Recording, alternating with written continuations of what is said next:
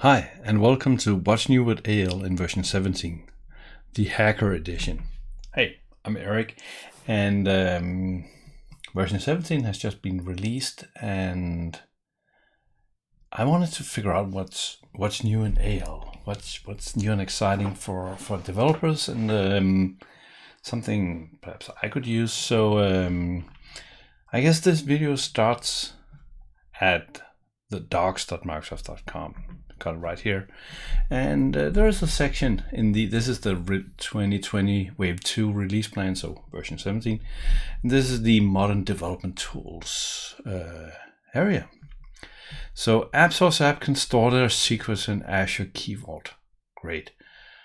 That's probably a video for itself. Code documentation comments. Let's see, so we can create XML doc templates. That's great.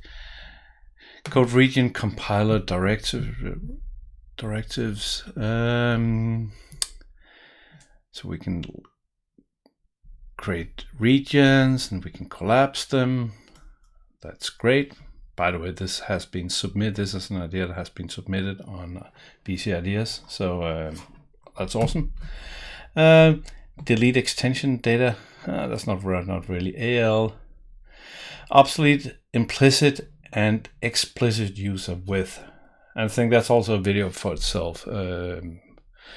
And suppress AL warnings.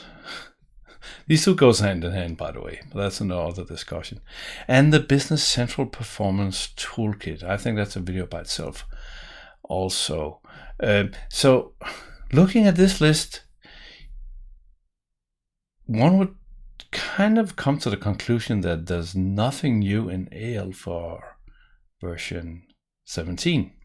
Or should I say runtime 6.0, because as we know, there's also a alternative version number now that where nav 2018 was ground zero, version 0, and we're at version 6 now. So I thought, okay, they gotta have done something, right? So one thing you can do, because the compiler is actually written in .NET and C#, and you can take a C# DLL and put through some different tools and kind of see what goes on inside it. And so I did. So let me find Visual Studio Code. I got it right here. And this is actually, we don't care about these messages. This is actually the DLL that has been going through some .peek and other tools. And what we can do here is that we can search for a little thing called version compatibility.parse. So you know, I got a, let's see, so I got a project here, and you know, you can always just use the newest version of the compiler, because if you want to compile for version 2019, or I can't remember what runtime, that's version 14, right? You can just tell the compiler that this is what you want. So the compiler knows what features were in the different versions. And by that logic, if we go back to the DLL and then search for what has been tagged with version 6.0, then we actually go further and see, has something been tagged with version 6.1? There is one. Okay, so let's wait with that. So what has been tagged with 6.0? And we can go in and look. And this is C#, and this is perhaps not the easiest thing to read because it's kind of regenerated. But clearly there's something called commit behavior, and it's an attribute. And one cool thing is that Let's see if we can find it. This was Bing, so that's, sorry, Microsoft. Let's try again. And commit behavior, so it's something that's documented and it's updated here now. So a new thing in 17.0 is a way to ignore commit until a scope has ended. Okay, so let's keep that one open. So that's, we need to look into this because that was not on the list and that sounds exciting. Quite often, if you have some code that has a commit in it and you would actually like that code not to have to commit in it, like code unit 80 at some point, now we got an alternative way of turning that off.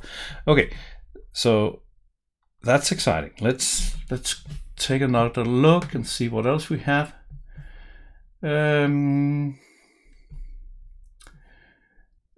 Something with caption, we don't really care about that right now, so let's keep going.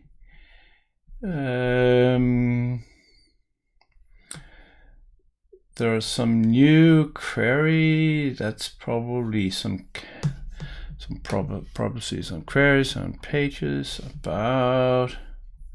Let's see what entity set caption multi-language. We don't care about that either. That does not sound exciting. Let's see what else we can find here. This is just a casual browsing. Maximum document count. So there's lots of stuff that's actually tagged with version 6. Let's see if we can find something that's more caption. Preprocessor symbols. So that's a new option in the app file. That's also interesting. Let's scroll a bit. See if we can find.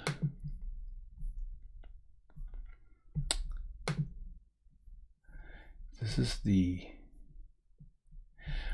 Here's another one. See this. Set load fields. Add load fields, are load fields, are fields loaded, load fields. So there's something new here on a record. So let's do the same thing again. Let's see if we can, because this is not secret. So let's just hit Google once more and do Business Central, set load fields, and hey. That's a new thing also. So record set load fields. Interesting. So sets the fields to be initially loaded when the record is retrieved from its data source. This will override field previously selected for initial load. So a new thing in the stomach, in the engine of, let's see if we can find it up here. It's probably under. See if we can find anything that sounds like. So the problem with the way extension works now is that when we have a table and you have multiple extensions, then that table might be split over 10 different tables in the SQL. So getting one record would actually mean that the SQL server will have to get 10 records. But those, depending on what you do, you might not need them. So beginning of version 17, the backend the server will try to figure out what to get and what to leave behind. But if something is then suddenly necessary, then the server will have to go and get it and making it extra slow instead of just joining the data in at the beginning. So the idea behind set load fields is that when you're processing, let's see if there's an example here. When you're processing something, you can tell, in this case, we have a loop, and the loop is using item.standardCost. So well, it's kind of a bad example because standard cost is in the primary record anyway, but we can tell the backend that it should, in the find set, make sure that the standard cost field is included. So if you have a process that uses fields from 4 different extensions, you can specify that you need those fields to be in the find set so that it won't get to the point where it gets here and say, oh, I don't have that field, and then I need to go back out and get it. So that's a pretty cool feature, and something that's gonna be super important for certain high-speed, high-performance processing loops that you need to tell what fields you need so the server can optimize what you're doing. Okay, let's see what else we have. That was on table. On session, it tells us that the send trace tag command has been replaced with log message instead. Okay. This was the record ref. Let's see what we had here. Oh, so something new also.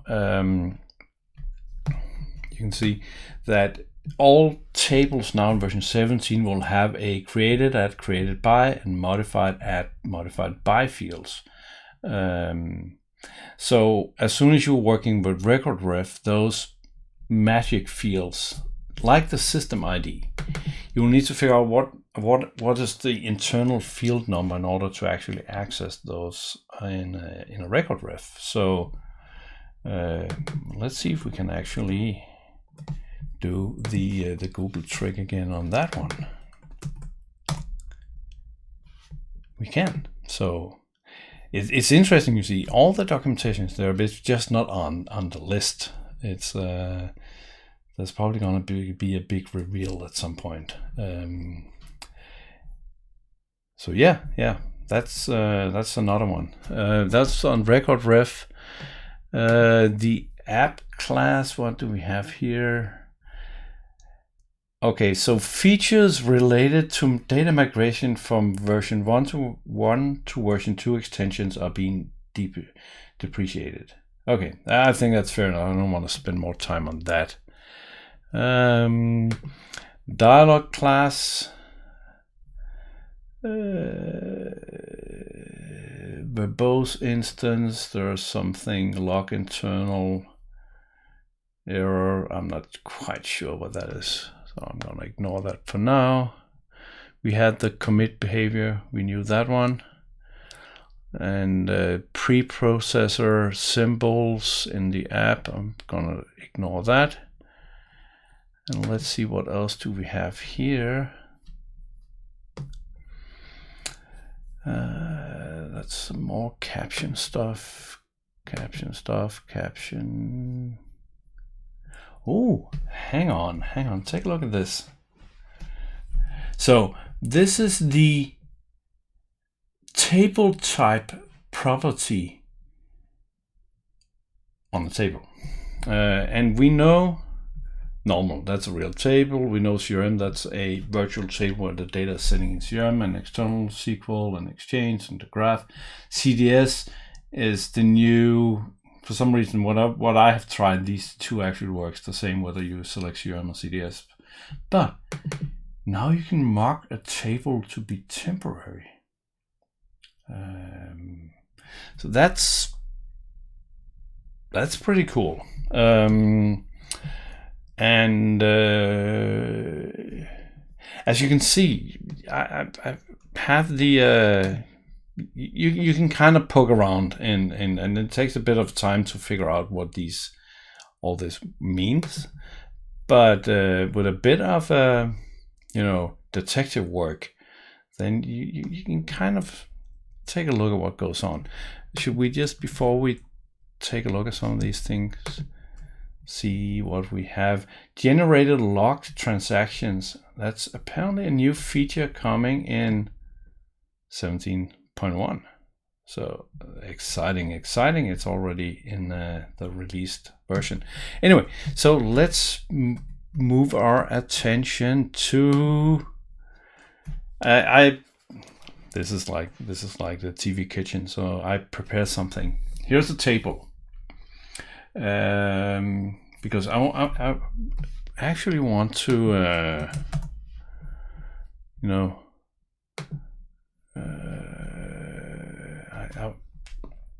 kind of want to figure out how does a temporary table work. We can, of course, let's actually start by doing the same thing again. Business Central, table type property, and as you can see, boom, it's documented. So it's just not on the what's new list. Specifies the table as an in-memory only table in the Dynamics Central server. This table type isn't synchronized to the central database. Specifies the table as an in-memory only table in the Business Central server. So they kind of says the same thing twice. That's okay. But how does that actually work?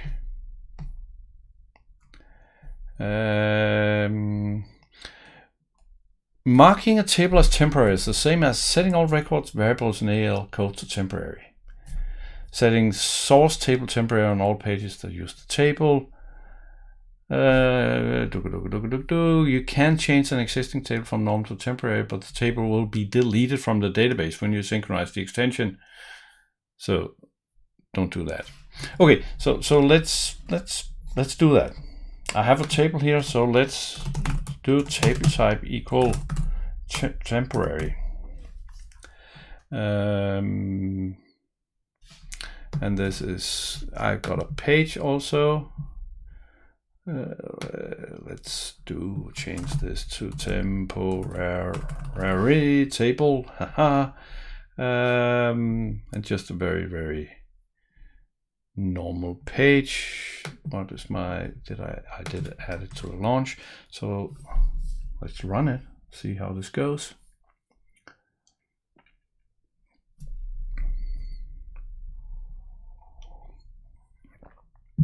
So the challenge with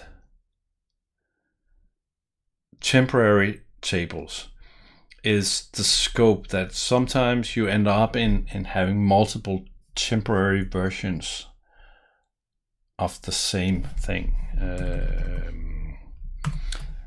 And my fear is that since the explanation was that it's the same as setting all record variables in AL code to temporary,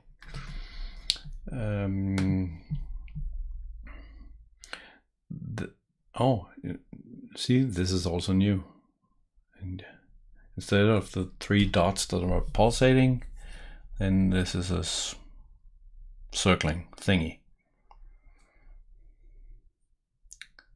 So at some point we can make a quiz on identify the BC version based on animations. So Eric, I have no idea why I couldn't spell name, and Pete Hansen, and Christian Peterson. So clearly this is a table. So let's do, so if I add temporary table, so now I open the page again, and this one is blank. So this is a different temporary instance. So it's not, I was kind of hoping for a session-based temporary table. So the challenge with temporary tables is that they can be very hard to pass around,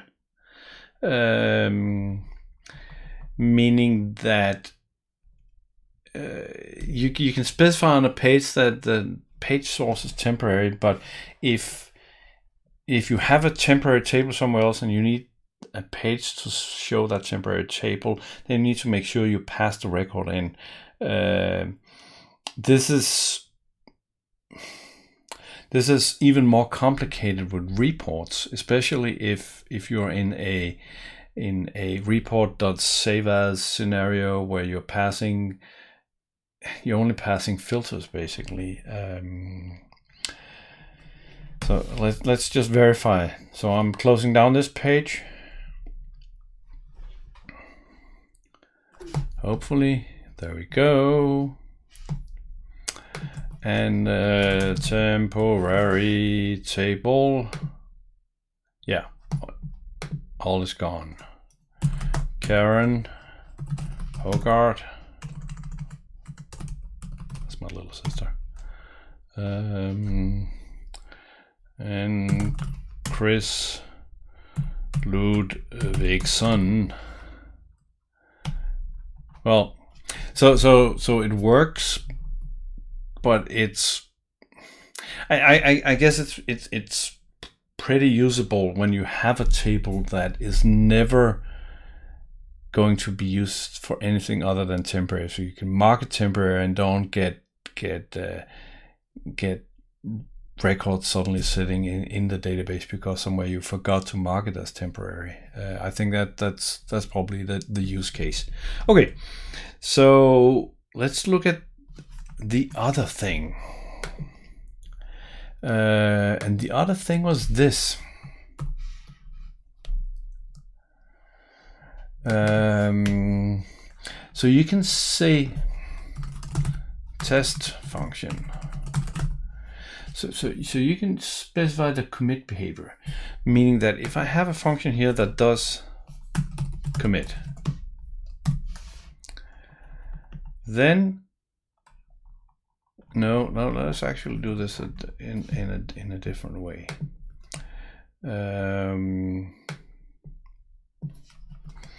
So let's create a committing function.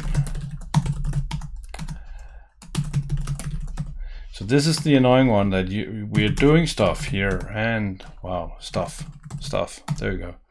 And we're doing more stuff, but in between we kind of need to call that function that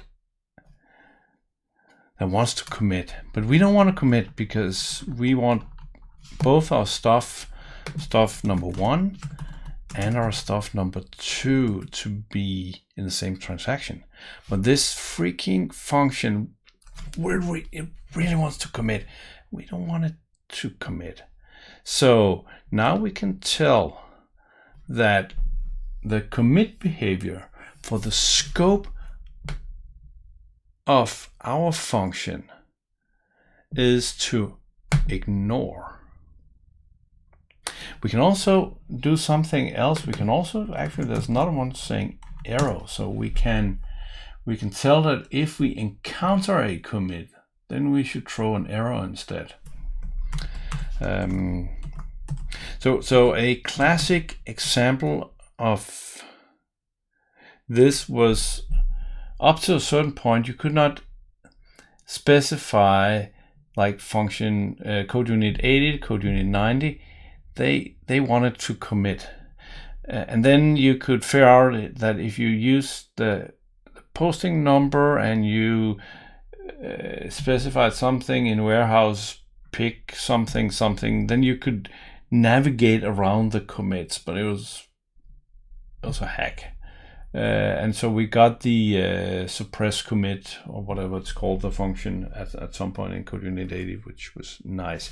So this is kind of the same. So if there's an annoying committing function somewhere, we can let's go back and check the documentation.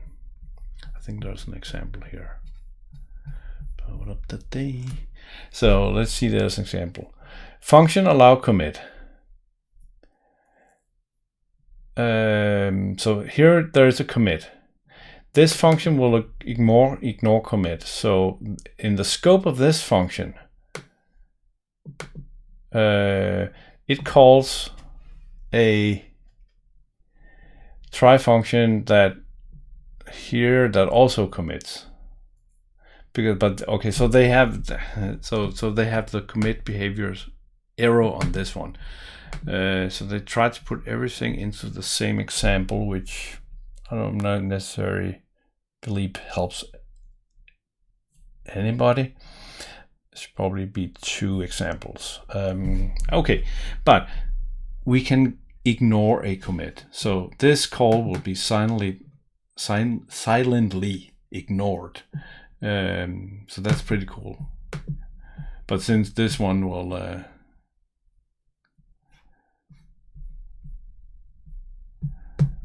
throw an error, that this one will never be ignored because the other one threw an error. Anyway,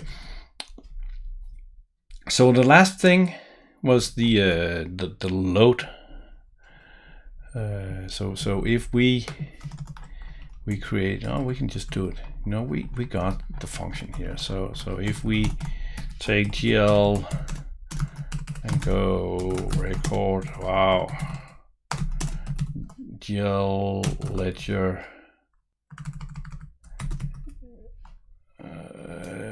general ledger, what's called? GL entry. Wow, this is late here in British Columbia. It's pitch dark outside. So we could say that GL set load fields, and if we had so let's do a quick file here. GL entry al. This is a table extension.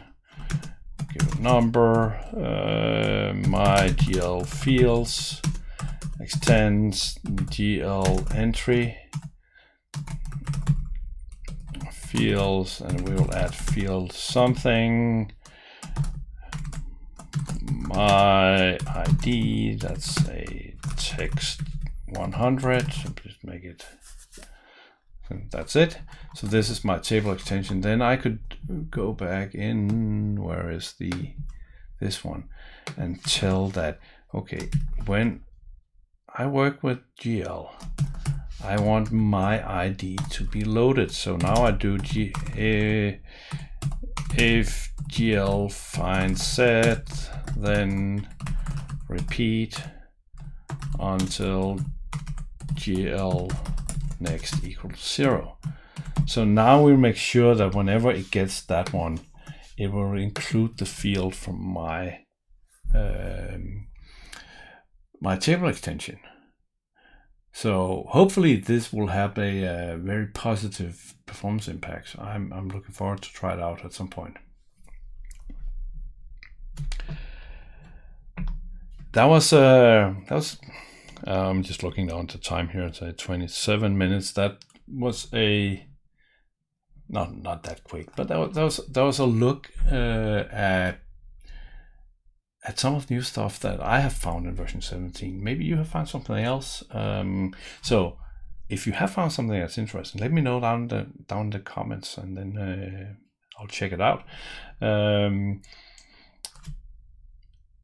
And as always, I would love if you would subscribe to the channel. That helps me a lot.